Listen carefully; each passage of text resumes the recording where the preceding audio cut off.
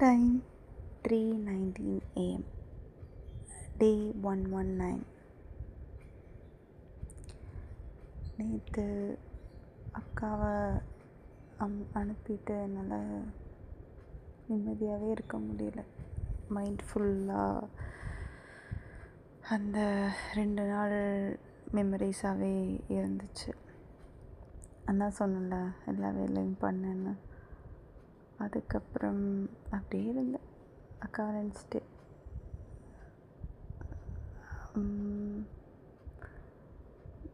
யோசிச்சுட்டே இருந்தேன். அப்புறம் ஒரு 6:50 அந்த மாதிரி 6:50 6:30 தெரியல, அக்கா எனக்கு மெசேஜ் அனுப்புனேன் ரீச்டுன்னு. அப்போ நான் ரிப்ளை பண்ணேன், எங்கே இருக்க,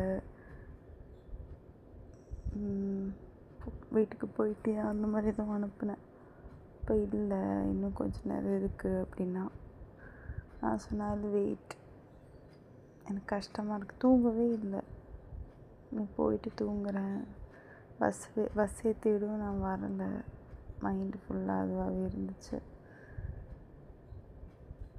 அப்புறம் அக்கா போயிட்டு அக்கா ரீச் ஆகிட்டான்னு தெரிஞ்சதுக்கப்புறம்தான் படுத்தது. கொஞ்ச நேரம் தூங்கினேன், 2 hours தூங்கினேன். அப்புறம் மறுபடியும் எழுந்திரிச்சிட்டேன். எனக்கு யாரோ கால் பண்ணாங்க, வேறு ஏதோ ப்ளம்பரு. அப்படியே எழுந்திரிச்சிட்டேன். வீட்டு வேலை எதுவுமே பண்ணல. என்ன பண்ணேன், ஆல்ரெடி எல்லாம் பண்ணி வச்சுருந்தேன். அதனால் ஜஸ்ட்டு பால்கனி மட்டும் வாஷ் பண்ணேன். வேறு ட்ரெஸ் அயர்ன் பண்ணேன். சூட் போட்டு போகலான்னு, சூட் மாதிரி ஒரு ட்ரெஸ்ஸு, அதுதான் போட்டேன். வேறு வீட்டில் வேறு என்ன வேலை, ரைஸு, சாம்பார், அந்த கூஸ்பெரி பிக்கிள், இதெல்லாம் தான் சாப்பிட்டேன். அந்த சோல்ட் அவுட் ஆன் யூ கொஞ்ச நேரம் பார்த்தேன். அப்புறம் ரெடி ஆகிட்டு கேப் புக் பண்ணேன். கேப்காரன் வந்து எங்கே ட்ராப்பு, எவ்வளோ ஆச்சுன்னெலாம் கேட்டாங்க ஃபோன் பண்ணிவிட்டு வர்றதுக்கு முன்னாடி. அப்போ நான் உங்களுக்கு தெரியலையா, அவங்க ஸ்க்ரீனில் தெரியலையா, ஆப்வியஸ்லி அவங்க ஸ்க்ரீனில் நம்பரும் தெரியும், எங்கே போகிறேன்னு தெரியும், எல்லாமே தெரிஞ்சு தானே அக்செப்ட் பண்ணுறாங்க. இல்லை தெரியலனாங்க. இப்படி பொய் சொல்கிறது தான் இன்னும் எனக்கு கடுப்பாகுது. பட் ஸ்டில் ஆன்சர் சொன்னேன். காலையிலே ஆஃபீஸ் போகிறதுக்கு முன்னாடி மைண்ட் ஃபக் ஆகக்கூடாது அப்படின்னு நினச்சிட்டு. ஆக்சுவலி எந்த தாட்டுமே எனக்கு, நெகட்டிவ் தாட்ஸ் எதுவுமே இல்லை. மார்னிங்கில் தூங்கி எழுந்திரிச்சோடனே நான் வந்து சோகமாக இருக்கக்கூடாது, நான் எப்படிங்கிறது எனக்கு நல்லா தெரியும். எவ்வளோ சீக்கிரம் பவுன்ஸ் பேக் ஆக வேணும்னு எனக்கு தெரியும். இடையில கொஞ்சம் வேறு மாதிரி இருந்தேன். பட் லைஃப்பில் இடையில கொஞ்சம் வேறு மாதிரி இருந்தேன். பட் இட்ஸ் ஓகே, நான் இப்போ நல்லா தான் இருக்கேன். ஃபுல்லாக எனக்கு பிடிச்ச அந்த நல்லா பெப்பி மலையாளம் சாங்ஸ், இந்த 90s 2K மலையாளம் சாங்ஸ்லாம் கேட்டு ஃபுல்லாக பாட்டெல்லாம் பாடி எல்லாம் பண்ணி ரெடி ஆகிட்டு தான் போனேன். கேபும் ஏறினேன். அதுக்கு முன்னாடி நான் வந்து காஃபி வச்சேன். காலையில் வச்சுட்டு நான் வந்துட்டு உட்காந்து லெட்ரு எழுதினேன் பிரதீப்க்கு. She deserves it. எனக்கு அவங்கள என்ன பார்க்கும்போதெல்லாம் என்ன பார்க்குற மாதிரியே இருக்கும். மேபி தெரியல, ஏதோ ஒரு வகையில் எனக்கு அவங்களுக்கும் நிறைய சிங்க் ஆகுது. அதனால் எனக்கு அவங்களுக்கு லெட்ரு எழுதணும்னு தோணுச்சு. நான் லெட்ரு எழுதினேன். அண்ட் எனக்கும் ஒரு டைரி நான் எழுதினேன். எப்போல்லாம் வந்து கஷ்டமாக எனக்கு ஃபீல் ஆகுது, அந்த டைரி படித்தா நான் ஓகே ஆகணும். அந்த டைரி, அந்த என்ட்ரி படித்தேன். வேறு ஒன்றும் இல்லை அதில் நான் எழுதுனது. என்னென்னா, யாரையும் நான் வந்து ஹர்ட் பண்ணல. மனசால் யாரையும் புண்படுத்தலை, நாசமாக போகணுன்னு நினைக்கல. எல்லாருக்கும் அன்பு தான் கொடுத்தேன். ஈவன் எனக்கு பிடிச்ச பர்சனுக்கு கூட அவங்க ஜாதி, மதம், ஹைட்டு, வெயிட்டு, சேலரி, அவங்க என்ன ஒர்க்கு, எதுவுமே நான் வந்து கணக்கிலே எடுக்கலை. வேணும்னே அது எனக்கு இந்த மாதிரி ஒரு ஆளுங்க தான் வேணுங்கிற மாதிரி போல அதுவாக வந்துச்சு. அப்படி நிற்கிது. அவங்க என்ன தான் அதுக்கு ரெஸ்பாண்ட் பண்ணாலும் அந்த ஃபீலிங் அது போகலை. அவங்களுக்கு எப்படின்னு தெரியல, ஆனால் நமக்கு அப்படி கிடையாது. அது அப்படியே இருக்கும். எனக்கு அப்படி இருந்துச்சு. அதனால் ஐம் கிளாட். நான் எக்ஸ்பெக்ட் பண்ணாத எனக்குள்ளே அந்த லவ் வரும் அப்படின்னு எனக்கு ப்ரூவ் பண்ணதில் நானே எனக்கு அது எனக்குள்ளே அது வந்ததுனால நான் ரொம்ப ஹாப்பி. தப்பு பண்ணவங்க தான் சோகமாக இருக்கணும், கஷ்டப்படணும். நான் ஏன் சோகமாக இருக்கணும்? என்னோடய ஐடென்டிட்டியே நான் வந்து எப்போவுமே ஹாப்பியாக இருப்பேன், என்னை சுற்றி இருக்கிறவங்களும் ஹாப்பியாக இருப்பாங்க, ஆப்டிமிஸ்டிக்காக இருப்பேங்கிறது தான். அந்த 2-3 டேஸில் ரொம்ப டிப்ரெஸ்டாக இருந்து போதும்னு நானே அதுலேருந்து வெளியே வந்துட்டேன். சூப்பராக ஆஃபீஸ் போய் கேபை இறங்கி என்ட்ராகி மேலே போயிட்டு என்ன க்யூட் பேபி கேர்ள்னு சொன்னாங்க ராபின்சன் செக்யூரிட்டி. அதுக்கப்புறம் உள்ளே போனேன். உள்ளே போயிட்டு பேக்கை வச்சுட்டு சரு, சந்து, வித்யா அவங்களும் உட்காந்துட்டு இருந்தாங்க. அப்புறம் சருவை கலாய்ச்சிட்டே இருந்தேன். அவன் வந்து அதாவது நம்ம ஒரு கோயிலுக்கு போகிறோம் அப்படின்னா அந்த விபூதியெல்லாம் வைப்போம். ஸோ சார் வந்து எங்கே வெளியே போனாலும் விபூதி வைப்பாங்களாம். குடிக்க போகும்போது விபூதி வைப்பாங்க. செம்மையாக கலாய்ச்சி விட்டு வீட்டில் என்னெல்லாம் நடந்துச்சு எல்லா ஃபன்னும் வித்யா கிட்ட சொல்லி நாங்கள் நிறைய சிரித்தோம். இடையில முத்து கால் பண்ணாங்க.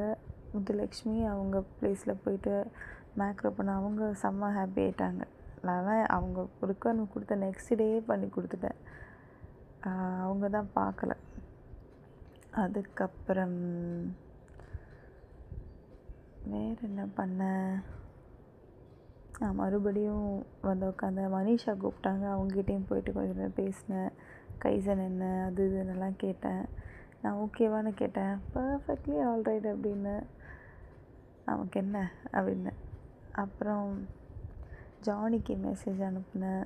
எனக்கு அன்றைக்கே அவர் நான் ஓகேவான்னு கேட்டார். எனக்கு சரியாக பதில் சொல்ல முடியலை. அப்புறம் அவருக்கும் வந்து சாரி லேட் ரெஸ்பான்ஸ்லாம் சொன்னேன். அப்புறமா காலையில் எனக்கு ஒரு மெசேஜ் இன்ஸ்டாவில். அன்றைக்கி நான் நெட் எக்ஸாம் எழுத போனேன்ல, அப்போ ஒருத்தங்க என்னை நான் மீட் பண்ணேன். அவங்க வந்து என்னோடய இன்ஸ்டா ஃபாலோவராக இருந்தாங்களாம். அப்புறம் அக்கௌண்ட்டை டீஆக்டிவேட் பண்ணிட்டாங்களாம். அவர் வந்து ஹாய்மா அப்படின்னு எனக்கு அனுப்புனார். என்னை ஞாபகம் இருக்கா அந்த மாதிரி. அந்த மான்னு சொன்ன அதுலேயே நான் வந்து ஃப்ளாட் மரியாதையாக மானு. அப்போது நானும் இல்லை ஞாபகம் இருக்குப்பா அந்த மாதிரி நானும் போட்டு அனுப்பினேன். நல்ல ஃபீலிங் அது. அதுக்கப்புறம் என்னாச்சு, கேப்லேயே நான் வந்து சொல்லியிருந்தேன். ஆக்சுவலி சரு கிட்ட பேசுறதுக்கு முன்னாடி வந்து கேபை ஏறும்போது நான் பிரதீக்ஷாவுக்கு மெசேஜ் அனுப்பியிருந்தேன். ஒரு 3 மணி ஆகும்போது வாங்க அப்படின்னு, லாபிக்கு வாங்கன்னு. அப்புறம் லாபி வந்து அவங்களுக்கு கொடுத்து அவங்களுக்கு ரியாக்ஷனே இல்லை. அவங்க ஹார்ட் பக்குன்னு இருக்குது. அவங்க வந்து இமோஷன் கண்ட்ரோல் பண்ணிகிட்டு இருந்தாங்க. சூப்பர், நல்ல அது விஷயம் அது. லெட்ரு கொடுத்து நான் அதை நோட் பண்ணேன். ஸோ அவங்க மெட்டீரியலிஸ்டிக் இல்லை, அதை நான் நோட் பண்ணேன். ஈவன் நான் கூட மெட்டீரியலிஸ்டிக் இல்லை. ஈவன் தோ எனக்கு அவ்வளோ வீட்டில் திங்ஸ் இருந்தாலும் எனக்கு வந்து இந்த லெட்டர், இந்த இந்த எஃபர்ட், இந்த டைம் இது கொடுத்தாலே நான் வந்து ஃப்ளாட் ஆகிடுவேன். அவங்களுக்கு ஜுவல்லரி கொடுத்து கூட ஜுவல்லரிலாம் விட்டு லெட்ரு தான் ஃபஸ்ட் எடுத்து படித்தாங்க.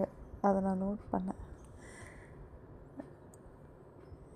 நல்ல பல ஃப்ரெண்ட்ஷிப்பில் எனக்கு கிடைச்ச ஒரு நல்ல பாண்டு, அதை நான் மெயின்டைன் பண்ணணும் நினைக்கிறேன். அந்த மாதிரி ஒரு பாண்ட் அது அவங்களோட இருந்த பாண்டு. அதுக்கப்புறம் என்னாச்சு, குட்டி குட்டி வேலையெல்லாம் முடித்து நான் வந்து பவர் ஆட்டோமேட்டில் ஒரு ஆட்டோமேஷன் இருந்துச்சு, அது பண்ணிகிட்ருந்தேன். அப்புறம் பிரேக் டைமிங் ஆச்சு, கீழே போனோம். ஃபன் ஒன்று இருக்குது. ஆக்சுவலி நான் வந்து மால்ப்ரோவோட சிகரெட்டு வாங்கியிருந்தேன். அதாவது அந்த சிகரெட் இல்லை, புகை வர சிகரெட் இல்லை, பபுள் வர சிகரெட்டு.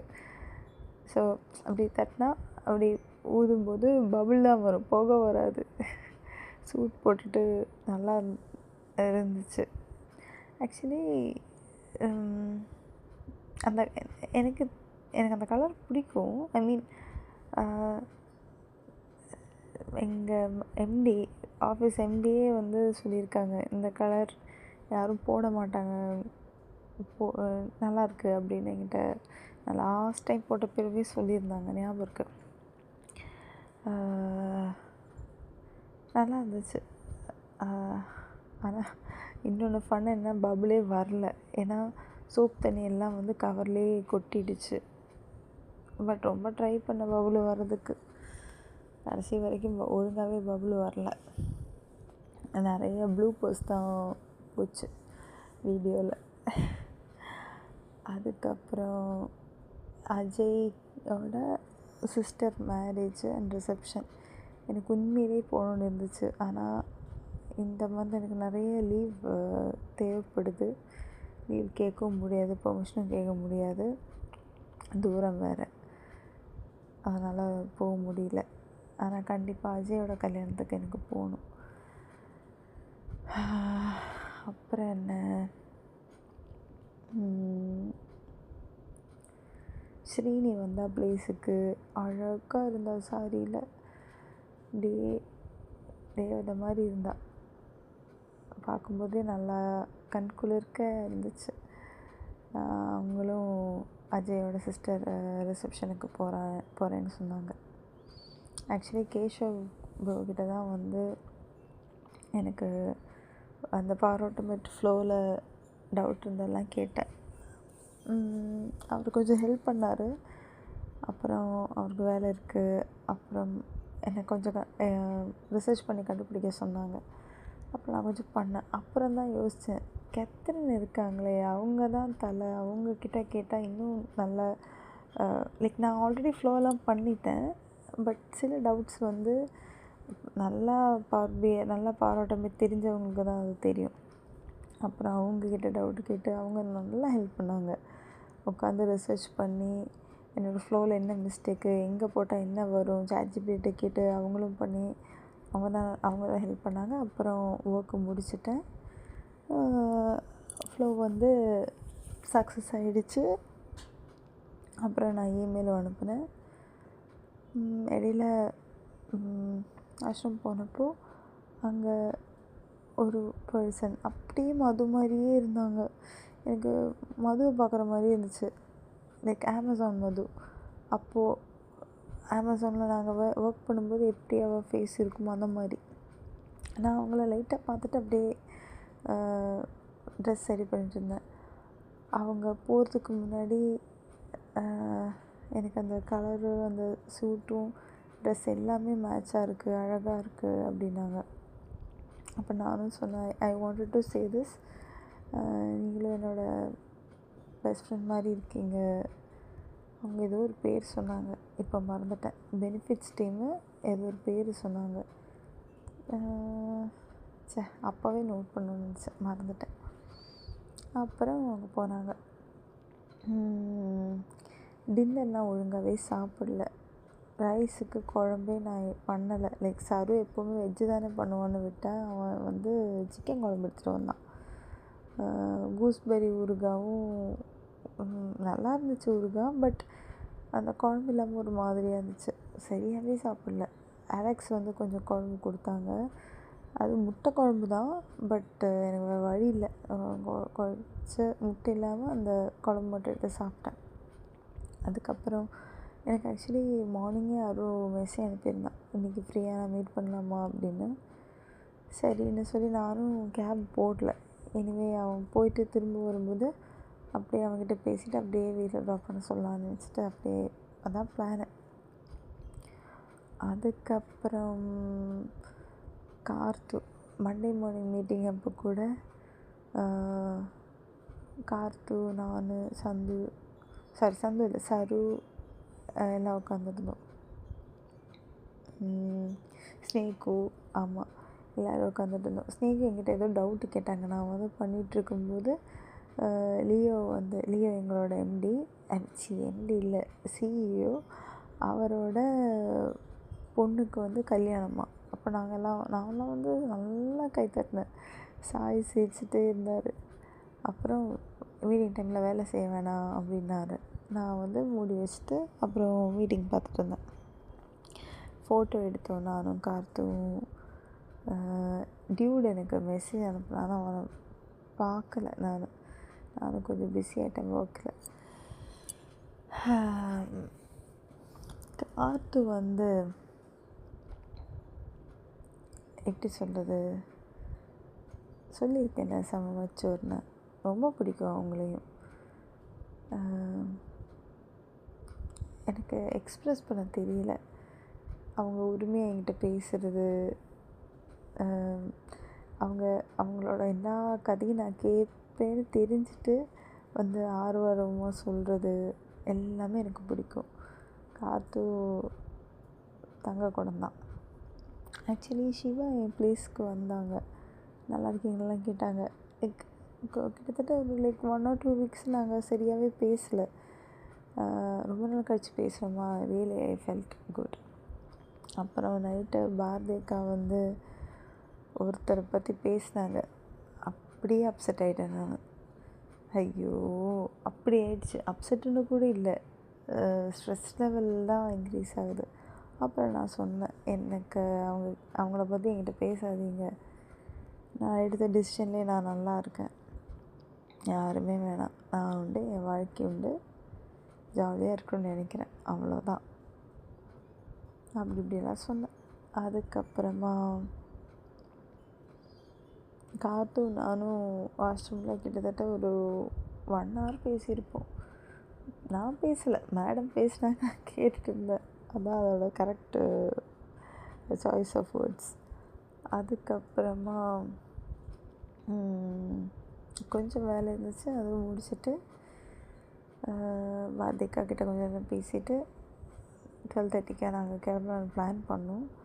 ஆனால் வரதுக்கு லேட் ஆச்சு. அவன் இன்ஃபார்மும் பண்ண, எனக்கு அதுதான் இன்னும் டென்ஷன் ஆகிடுச்சு. லேட் ஆகுங்க, பட் அட்லீஸ்ட் நான் இப்போ ஒரு 1/2 hour லேட் ஆகும், நீ வேறு எதாவது பண்ணு அப்படின்லாம் சொல்லியிருக்கலாம். அவன் சொல்லலை. அதுக்கப்புறம் வந்தால் ஒரு 1 o'clock ஆகும்போது வந்தால்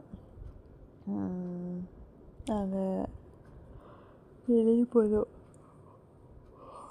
ஆக்சுவலி கேரமில் நல்லா கலாய்ச்சாங்க. ஆனால் ஒரு டைம் மட்டும் 3 ஒயிட் காயினும் போச்சு, ஒரு பிளாக் காயினும் போச்சு. அது செம ஷாக்கிங்காக இருந்துச்சு. எனக்கே ஷாக்கிங்காக இருந்துச்சு. இது வேறு யூடியூப்பில் சொல்லி காட்டுமேன்னு சொன்னாங்க. ஸோ அதனால் கண்டிப்பாக நம்ம சொல்லி காட்டணும். பீத்திக்கிறது இல்லை, but I know I deserve it. அப்படி அப்புறம் என்ன, அருண் வந்தான், மீட் பண்ணோம். சாப்பாடு என்ன வேணும்னு கேட்டான். என்ன கொடுத்தாலும் சாப்பிடுவேன்னு சொன்னேன். லாஸ்ட்டு பர்கர் கிங் மாதிரி சாண்ட்விச் நினைக்கிறேன், அந்த மாதிரி ஏதோ ஒரு கடை. அங்கே burger, Nashville chicken burger and ஏதோ பாப்கார்னு ஃப்ரெஞ்ச் ஃப்ரைஸ் இதுதான் பண்ணோம். நாய்க்கு சாப்பாடு போட்டேன்.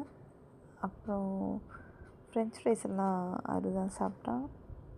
இந்த சிக்கன் வழி இல்லாமல் தான் சாப்பிட்டேன், அந்த நேஷ்வில். அப்புறம் பன்னு கொஞ்சம் சாப்பிட்டுட்டு அப்புறமா வெளியே எப்படி வெயிட் பண்ணிருந்தோம். நானும் அவரும் நிறைய பேசினோம். அட்வைஸாக பெருசாக கொடுக்கல, பட்டு பார்த்துக்கோ அந்த மாதிரி சொன்னான். அதுக்கப்புறம் வீட்டுக்கு வந்தாச்சு.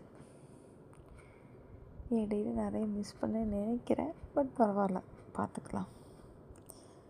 ஜோசி இப்போ வரதே இல்லை வீட்டுக்கு, அது ஒன்று தான். அவ்வளோதாங்க கதை. டேட்டா.